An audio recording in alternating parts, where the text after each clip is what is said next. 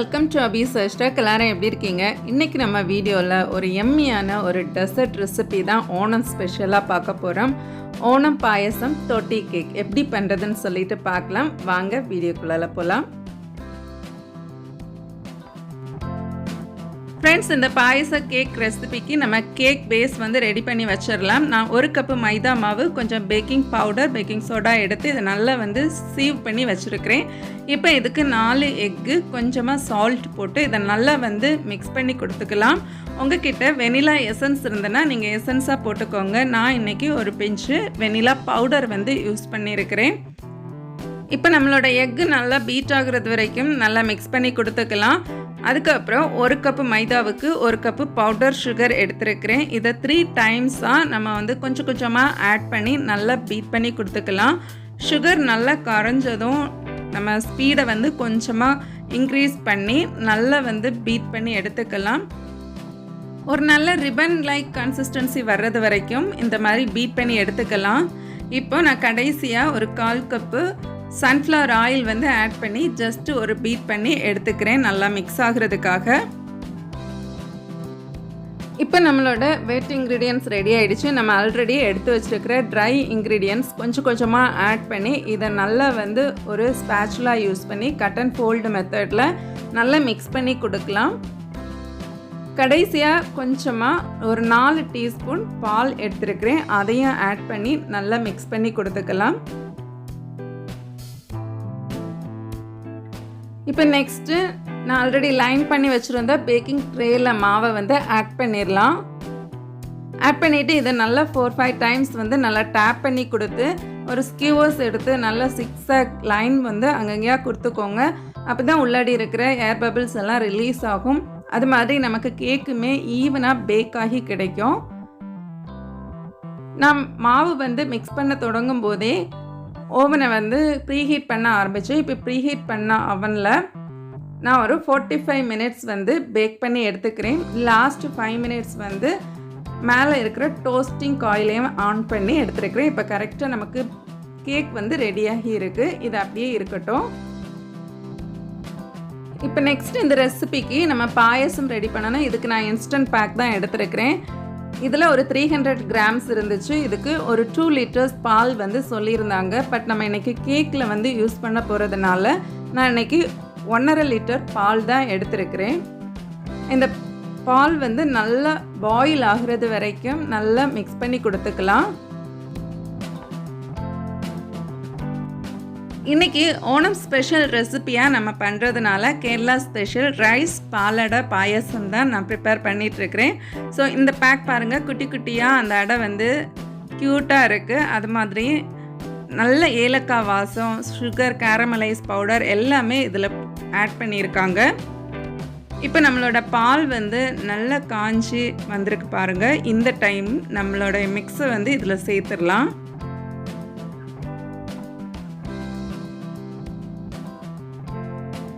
சேர்த்துட்டு இதை நல்லா வந்து மிக்ஸ் பண்ணி கொடுக்கலாம். 350 கிராம்ஸுக்கு ஒரு 35 மினிட்ஸ் வந்து குக்கிங் டைம் போட்டிருந்தாங்க. கரெக்டாக எனக்கு 35 மினிட்ஸ் எடுத்துச்சு.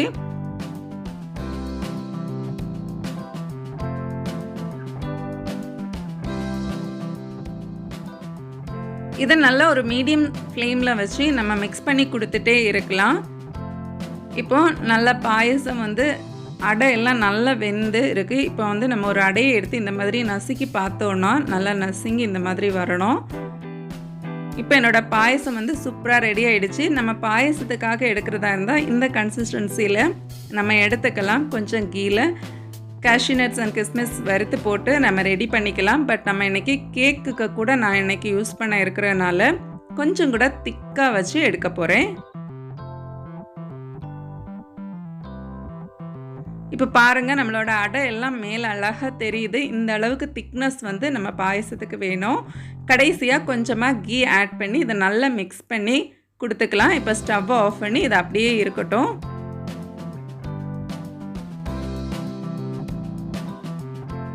இப்போ நெக்ஸ்ட்டு ஒரு பேன் வச்சு இதில் கொஞ்சமாக கேஷ்யூ நட்ஸ் வறுத்து எடுத்துக்கலாம். இதுக்கு நான் ஒரு 3 ஸ்பூன் வந்து கீ ஆட் பண்ணியிருக்கிறேன். கேஷ்யூ நட்ஸ் வந்து கொஞ்சம் ஜாஸ்தியாக எடுத்துருக்கிறேன். உங்களுக்கு கம்மியாக போதும்னா நீங்கள் கம்மியாக யூஸ் பண்ணிக்கோங்க.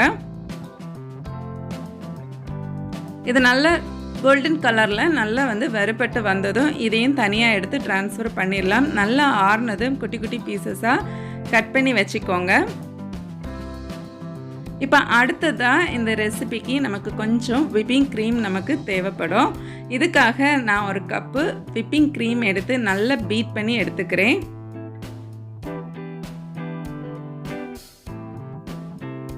இப்போ பாருங்கள், இந்த மாதிரி நல்லா திக்காக வரணும். லைட்டு நமக்கு வந்து ஸ்டிஃப் பீக் வந்து கிடச்சிருந்துச்சுன்னா ரொம்ப சூப்பராக இருக்கும். இப்போ நம்மளோட விப்பிங் க்ரீமுமே ரெடியாக இருக்குது. இப்போ நம்ம கேக் அரேஞ்ச் பண்ணுறதுக்கு எல்லாமே ரெடியாக இருக்குது. இதுதான் வந்து அந்த ட்ரீம் கேக்கோட டின்னு. இது வந்து மார்க்கெட்டில் 1/2 kg, 1/4 கிலோ, அப்புறம் 1 kgக்குள்ளதெல்லாம் கிடைக்கும். இது கிடைக்கலன்னா இது மாதிரி நீங்கள் ஜார் எடுத்துக்கலாம்.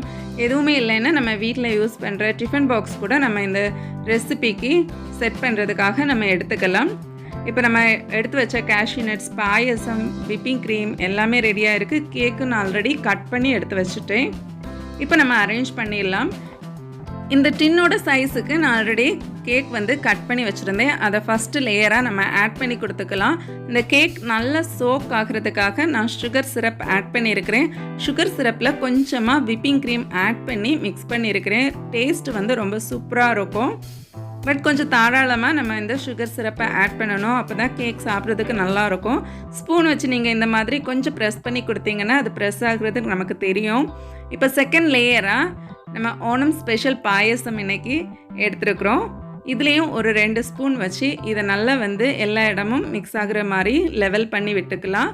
அதுக்கப்புறம் நம்ம வறுத்து வச்சுருந்த கேஷ்யூ நட்ஸ் இதை குட்டி குட்டி பீசஸாக உடச்சி நான் சேர்த்துருக்கிறேன். இப்போ தேர்ட் லேயராக நம்ம எடுத்து வச்சுருந்த விப்பிங் க்ரீம் இதையுமே ஆட் பண்ணிக்கலாம். இந்த கேக்கோட டேஸ்ட் வந்து நிஜமாலுமே சூப்பராக இருந்துச்சு. இது ஒரு மஸ்ட் ட்ரை ரெசிபி அப்படின்னு நான் சொல்லுவேன். கண்டிப்பாக எல்லோரும் இந்த ஓணம் ஸ்பெஷல் கேக் ரெசிபியை நீங்களும் உங்கள் வீட்டில் செஞ்சு பாருங்கள்.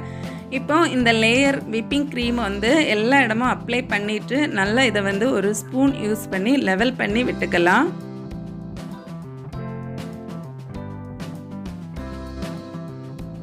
இப்போ நம்மளோட 4th லேயராக நம்ம ஸ்பெஷலான பாயசம் ஆட் பண்ணிக்கலாம். இதுவுமே ஒரு 2 ஸ்பூன் விட்டு நல்லா எல்லா இடமும் ஒரு லேயர் கவர் ஆகிறது வரைக்கும் ஆட் பண்ணிக்கலாம்.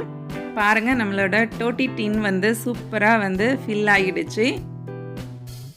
நம்ம ரெடி பண்ணின பாயசம் வந்து இந்த அளவுக்கு திக்கான ஒரு கன்சிஸ்டன்சியில் வரும்போது தான் இந்த கேக் ரெசிபி வந்து ரொம்ப டேஸ்ட்டாக இருக்கும். ஸோ அதனால் ஓரளவுக்கு இந்த அளவுக்கு திக்காக வந்து எடுத்துக்கோங்க. இப்போ கடைசியாக நான் வறுத்து வச்சுருந்த முழு முந்திரி இதில் ஆட் பண்ணி கார்னிஷ் பண்ணிக்கிறேன். கடைசியாக கொஞ்சமாக ட்ரைடு ரோஸ் பெட்டல்ஸும் ஆட் பண்ணியிருக்கிறேன்.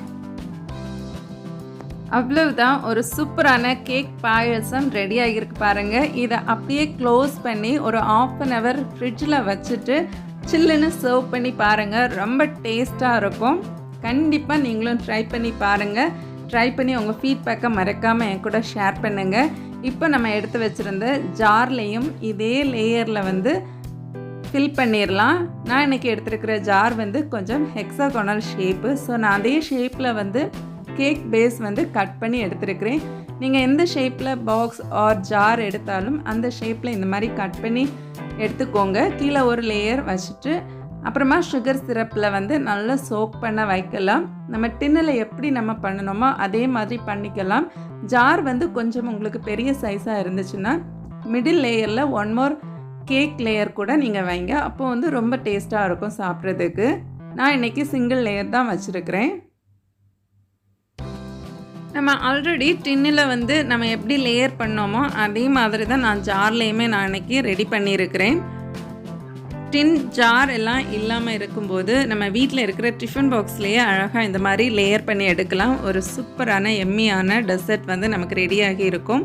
நீங்கள் யாருக்காவது ப்ரெசென்ட் பண்ண போகிறீங்க, கிஃப்ட் கொடுக்க போகிறீங்க, பர்த்டே ஃபங்க்ஷன்ஸ்க்கெல்லாம் நீங்கள் ரெடி பண்ணுறீங்கன்னா இந்த மாதிரி ஜார் வாங்கி லேயர் பண்ணி சர்வ் பண்ணும்போது ரொம்ப சூப்பராக இருக்கும். ரொம்ப ப்ரெசன்டிவாகவும் இருக்கும். அவ்வளோதான், நான் இன்றைக்கி ஓரளவுக்கு ஜாரும் ரெடி பண்ணிட்டேன். கடைசியில் நம்ம டின்னில் பண்ணது மாதிரி தான் கேஷ்யூ அண்ட் ரோஸ் பெட்டல்ஸ் வச்சு ஜாரையுமே வந்து ஃபினிஷ் பண்ணியிருக்கிறேன். நான் இன்றைக்கி ஒரு 2 ஜார் இந்த மாதிரி பண்ணியிருந்தேன். இப்போ எல்லாத்தையுமே வந்து ஃப்ரிட்ஜில் வச்சுட்டு நம்ம சர்வ் பண்ணலாம்.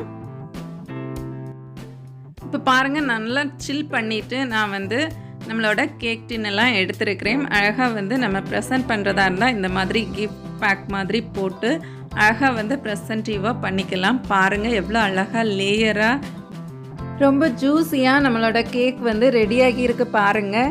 கண்டிப்பாக நீங்களும் இந்த மாதிரி ட்ரை பண்ணி பார்த்துட்டு இந்த டேஸ்ட் உங்களுக்கு பிடிச்சிருந்தான்னு சொல்லிட்டு என் கூட கமெண்ட் பண்ணுங்கள். ஃப்ரெண்ட்ஸ், இந்த வீடியோ பிடிச்சிருந்தா மறக்காமல் லைக் பண்ணுங்கள். உங்கள் ஃப்ரெண்ட்ஸ் அண்ட் ஃபேமிலிக்கு கூட ஷேர் பண்ணுங்கள். ஓணம் செலிப்ரேட் பண்ணுற எல்லா ஃப்ரெண்ட்ஸ் அண்ட் சப்ஸ்கிரைபர்ஸுக்கும் நம்மளோட ஓணம் விஷஸ் வந்து சொல்லிக்கிறேன்.